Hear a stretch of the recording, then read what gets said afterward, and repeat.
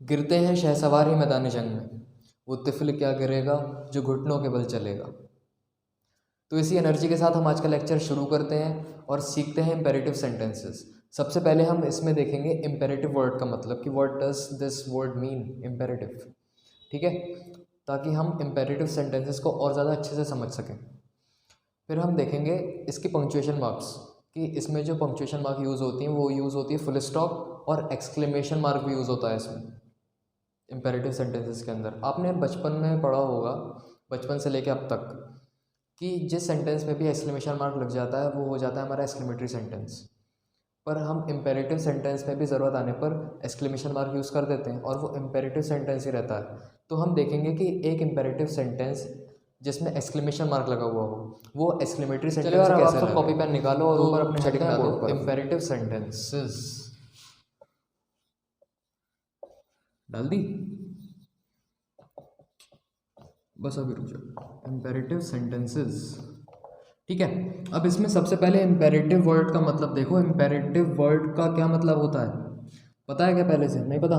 देखो, imperative word होता है कोई चीज़ बहुत इम्पोर्टेंट, कोई चीज़ नेसेसरी, या कह लो कोई चीज़ मैंडेटरी, या फिर कह लो अनअवॉइडेबल।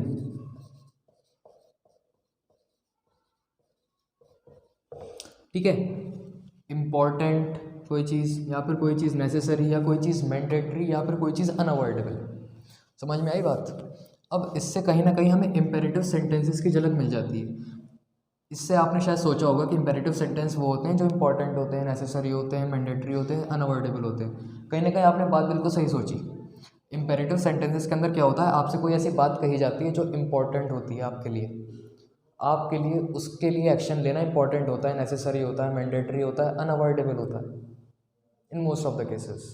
ठीक है, तो इसका मतलब हमें पता लग गया कि इम्पेरेटिव सेंटेंसेस के अंदर हमें कोई ऐसी बात कही जा रही है जो हमारे लिए इंपॉर्टेंट है, नेसेसरी है, रिक्वायर्ड है, ठीक है, एब्सोल्युटली रिक्वायर्ड है।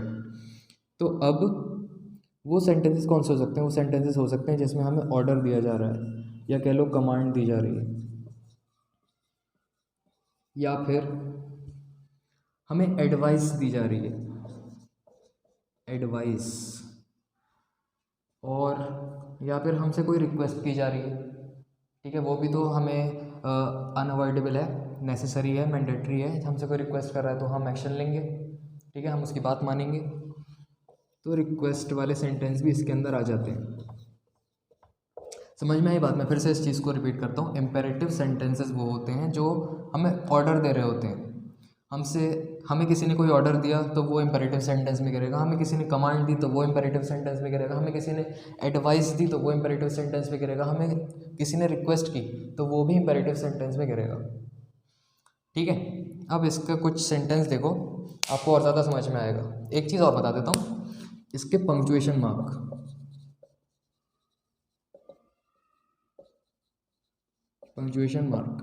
इसमें पंक्चुएशन मार्क यूज़ हो सकते हैं। एक तो हमारा फुल स्टॉप, या फिर एक्सक्लेमेशन मार्क, ये वाला।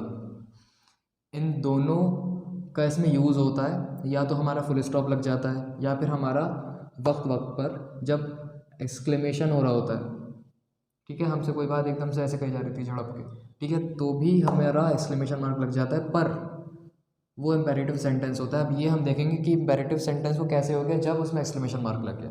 तो इसके लिए हमें कुछ सेंटेंसेस देखने पड़ेंगे, इसको सीखना पड़ेगा। तो शुरू करते हैं।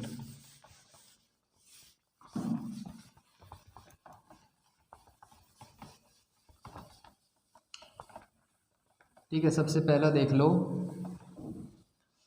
एक सेंटेंस हमारा,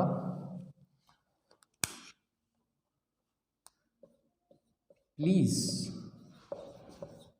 join me for dinner. Please join me for dinner, please मेरे साथ खाना खा लो, मेरे साथ डिनर कर लो। ठीक है, तो यहाँ पे हमसे क्या करा जा रहा है, आपके पहचान पा रहे हो कौन सा वाला सेंटेंस है? ऑर्डर कमांड है, ऑर्डर है, कमांड है, रिक्वेस्ट है, एडवाइस है, क्या है? ठीक है, please join me for dinner. ये तो हमारा रिक्वेस्ट वाला सेंटेंस है, तो ये भी क्या हो गया हमारा इम्पेरेटिव सेंटेंस। इसमें आगे ध्यान रखना फुल स्टॉप लगा है, कोई एक्सक्लेमेशन नहीं हो रहा है, please join me for dinner. Okay, ये एक हमारा रिक्वेस्ट वाला सेंटेंस है, मैं लिख देता हूँ यहाँ पर रिक्वेस्ट। तो इसलिए ये सेंटेंस क्या हो गया हमारा imperative sentence, please join me for dinner, हमसे रिक्वेस्ट करी जा रही है। मैं आपसे कह दूँ have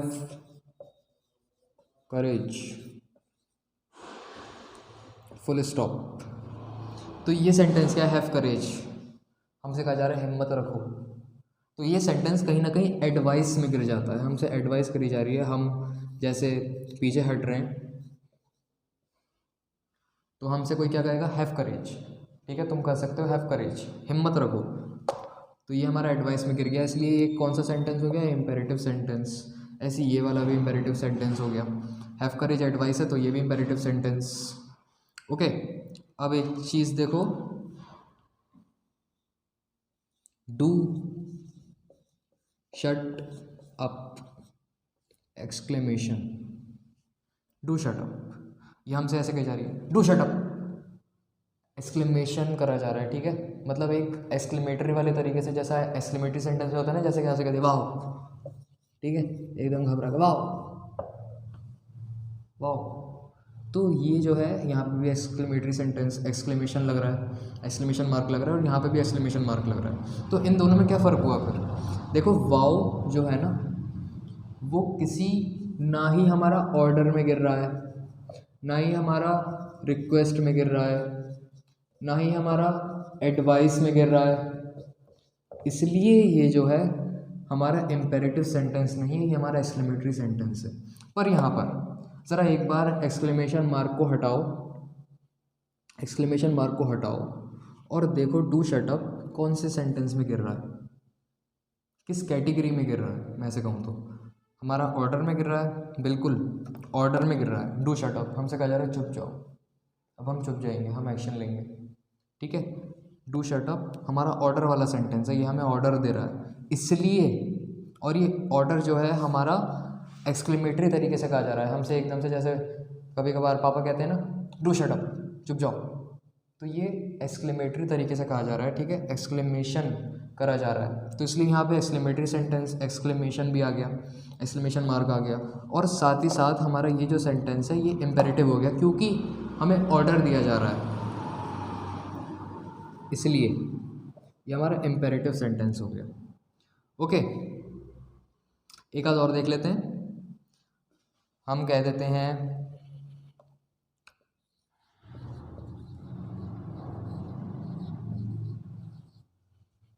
everyone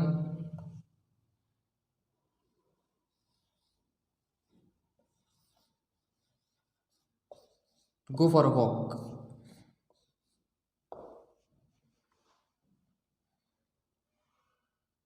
everyone go for a walk हमारा पता है एडवाइस में भी हो सकता है, हमारा ऑर्डर में भी हो सकता है, जैसा मुझे लग रहा है everyone go for a walk. तो इसलिए ये भी हमारा इम्पेरेटिव सेंटेंस हो गया। ज़रा एक बात का इसमें ध्यान रखो, हमारे ना इसमें सब्जेक्ट नहीं है,